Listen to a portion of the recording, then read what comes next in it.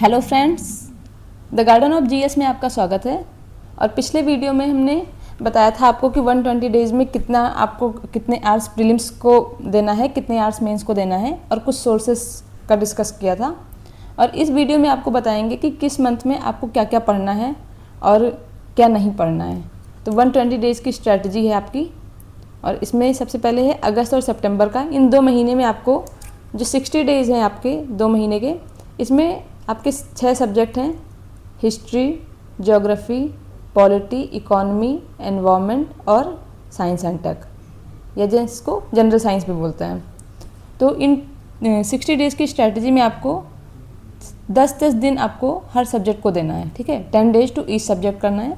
और इसमें आपका सोर्स क्या होना चाहिए? एक तो लूसेंट तो होना ही होना चाहिए, जो मैंने पिछले वीडियो में भी आपको बताया था। दूसरा घटना चक्र।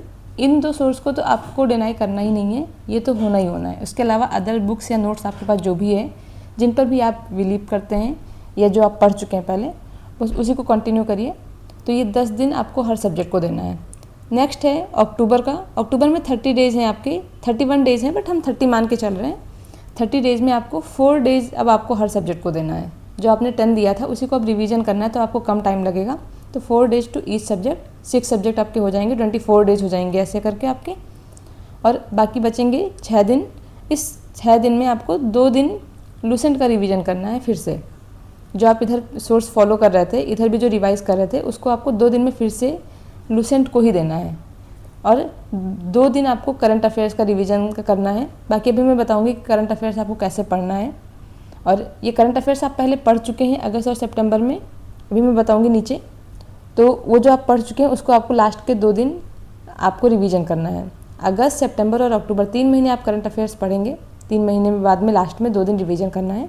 फिर 2 दिन आपको एक्स्ट्रा, अगर कोई पेंडेंसी बच रही है तो, अगर नहीं बच रही है तो आपको जिस सब्जेक्ट में थोड़ा सा कम कॉन्फिडेंस लग रहा है उसी सब्जेक्ट को आप रिवाइज कर सकते हैं। और इसका सोर्स आपको यहाँ पे सोर्स से चेंज नहीं करना है, सोर्स आपका सेम ही रहना चाहिए। नया सोर्स आप फॉलो नहीं करेंगे इस टाइम पे। नेक्स्ट है आपका नवंबर की स्ट्रेटजी। और नवंबर में आपको, अब आप 3 महीने पढ़ चुके हैं जीएस, तो एक कॉन्फिडेंस भी आ गया होगा और अब आपको और भी कम टाइम लगेगा पढ़ने में। तो 4 आवर्स आपको पर डे, वही 4 डे तो देना है आपको हर सब्जेक्ट को। 24 डेज़ की आपकी अभी स्ट्रेटजी रहेगी।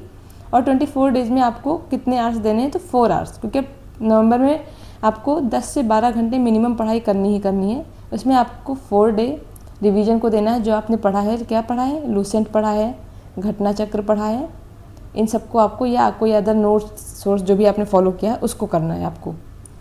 प्लस आपको एक इसी चैनल पे घटना चक्र का लाइव सेशन चलेगा, लाइव रिवीजन होगा। मैं पहले भी घटना चक्र पढ़ाऊँगी और इसका लाइव रिवीजन कराऊँगी, जिसमें आपको जो क्वेश्चन बहुत ज़्यादा आए हैं उनको रिपीटेड क्वेश्चन है तो उनको बार बार ना करा के एक बार करा दिया, ऐसे करके आपको कम टाइम में इस नवंबर में आपको घटना चक्र कराई जाएगी। और ये 1 महीने में आपकी पूरी घटना चक्र, जितनी भी घटना चक्र हैं वो सारी घटना चक्र आपको 1 महीने के अंदर बहुत फास्ट रिवीजन के थ्रू कराया जाएगा। तो आप चाहें तो इस चैनल को फॉलो करके भी वो लाइव रिवीजन आप कर सकते हैं। नेक्स्ट है करंट अफेयर्स। करंट अफेयर्स भी आपको रेगुलर पढ़ाया जाएगा। कल से मैं करंट अफेयर्स की वीडियो अपलोड करूँगी।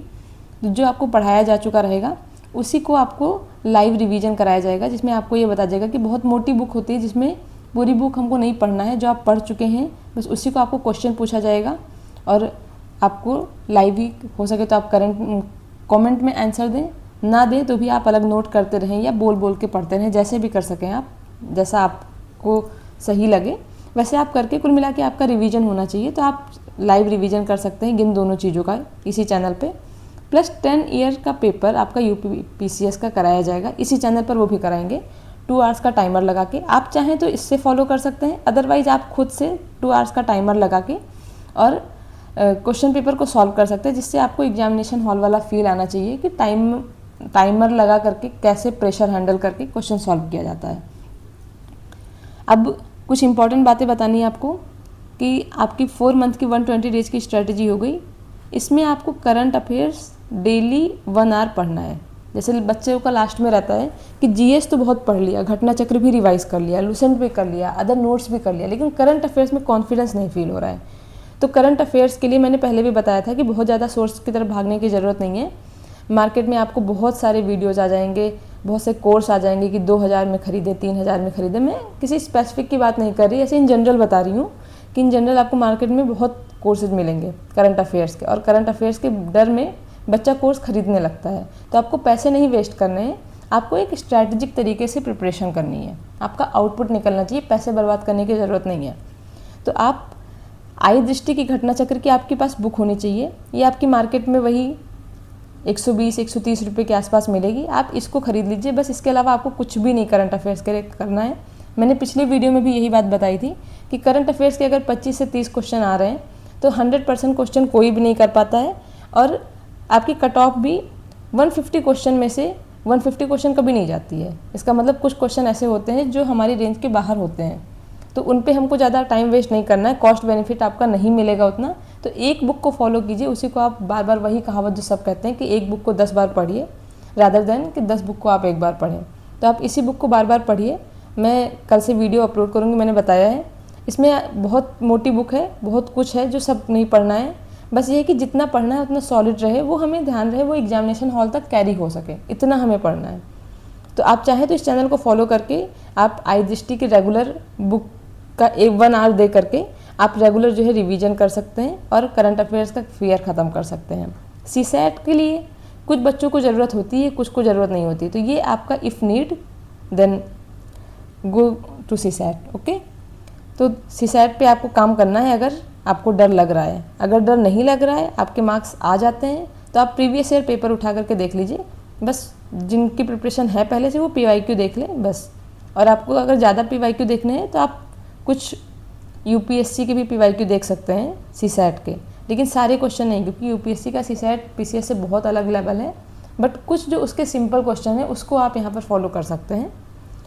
डेली 1 टेस्ट GS का अगर ये हो सके तो आपको ये ज़रूर देना चाहिए। ये ज़रूरी नहीं है कि इससे कोई क्वेश्चन रिपीट हो, बट इससे आपका एक रेगुलरिटी बनी रहेगी, क्वेश्चन सॉल्विंग अप्रोच आपको मिलता रहेगा और आपकी डेली की एक प्रैक्टिस होती रहेगी। तो मैंने भी अपने चैनल पे BPSC का एक वीडियो अपलोड किया है, BPSC का KGS का है, और इसके अलावा आप चाहें तो किसी भी चैनल को फॉलो कर सकते हैं।